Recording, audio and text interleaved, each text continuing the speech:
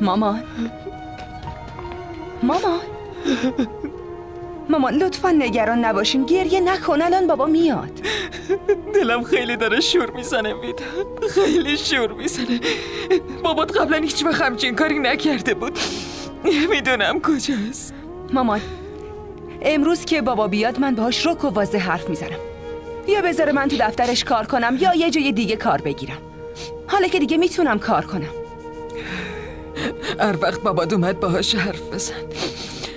حالا برو وضو بگیر و نماز بخون، براش دعا کن.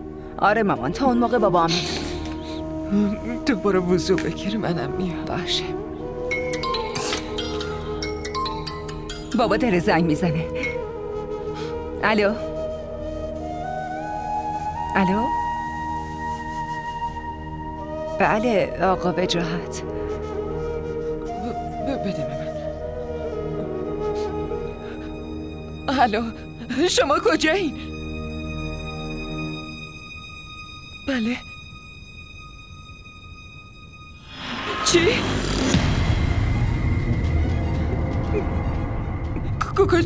کجا بیمارستان؟ چی شده؟ حمله قلبی؟ آره خیلی ممنونم.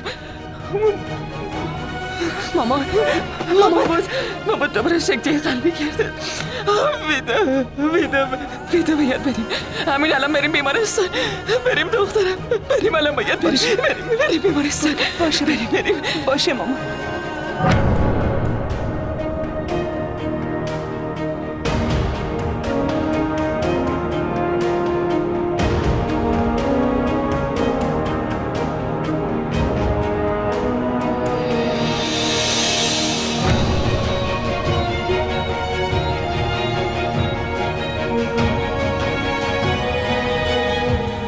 الو مامان، بابا چطوره؟ اون خوبه دخترم، خوبه. خدا رو شکر. الان میتونه حرف بزنه، میخوام باش حرف بزنم. نمیشه دخترم. ببین اون الان خوبه، اما دکتر از حرف زدن منعش کرده. آره که اینطور؟ من بیام بیمارستان؟ نه الان نیازی نیست که بیام. اما مامان الان بابا بیمارستانه و شاید بهم نیاز داشته باشه.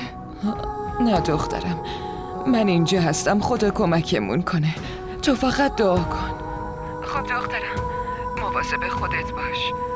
تو خونه بشین، هر کیم که در زد به روش باز نکنی. باشه مامان؟ باشه. برو دخترم، مواظب خودت باش.